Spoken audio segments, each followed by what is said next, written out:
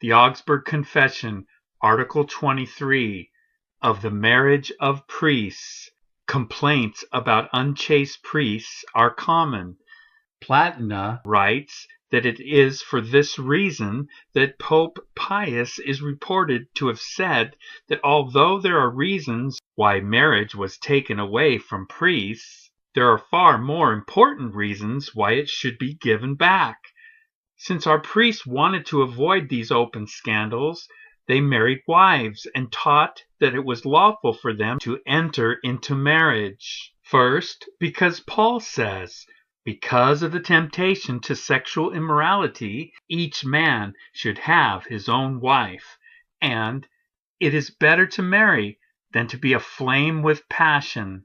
1 Corinthians chapter 7, verse 2 and verse 9b. Second, Christ says, not everyone can receive this saying, Matthew chapter 19, verse 11, where he teaches that not everyone is able to lead a single life. God created human beings for procreation.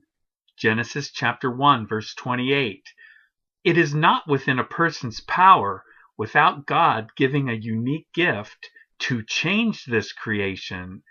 For it is clear, as many have confessed, that no good, honest, chaste life, no Christian, sincere, upright conduct has resulted from the attempt to lead a single life. Instead, a horrible, fearful unrest and torment of conscience has been felt by many until the end.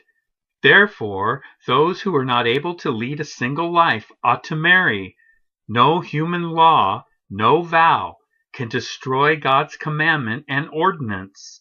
For these reasons, the priests teach that it is lawful for them to marry wives. It is clear that in the ancient church, priests were married men. For Paul says, an overseer must be the husband of one wife. 1 Timothy chapter 3, verse 2. 400 years ago, in Germany, for the first time, priests were violently forced to lead a single life. They offered such resistance that when the Archbishop of Mainz was about to publish the Pope's decree about celibacy, he was almost killed in a riot by enraged priests.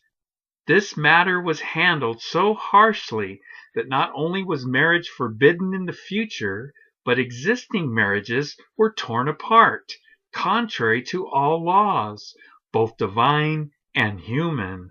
This was even contrary to canon law itself, as made by not only popes, but also by the most celebrated synods. Seeing that man's nature is gradually growing weaker as the world grows older, it is good to be on guard to make sure no more vices work their way into Germany. Furthermore, God ordained marriage to be a help against human weakness. Canon law itself says that the old rigor ought to be relaxed now and then in these latter times because of human weakness. We wish this would also be done in this matter. We expect that at some point churches will lack pastors if marriage continues to be forbidden. While God's commandment is in force and the custom of the church is well known, impure celibacy will cause many scandals, adulteries, and other crimes that deserve punishment from just rulers. In light of all this, it is incredibly cruel that the marriage of priests is forbidden. God has commanded that marriage be honored. Marriage is most highly honored in the laws of all well-ordered commonwealths, even among the heathen. But now men, even priests, are cruelly put to death, contrary to the intent of canon law, for no other reason than that they are married.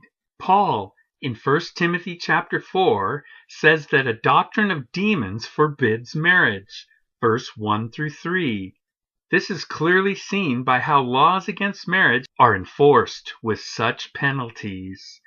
Since no human law can destroy God's command, neither can it be done by any vow. So Cyprian advises women who do not keep the promise they made to remain chaste that they should marry. He says, Book 1, Epistle 11, if they are unwilling or unable to persevere, it is better for them to marry than to fall into the fire by their lusts. They should certainly give no offense to their brothers and sisters. And even canon law shows some leniency toward those who have taken vows before the proper age, as has been the case up to this point.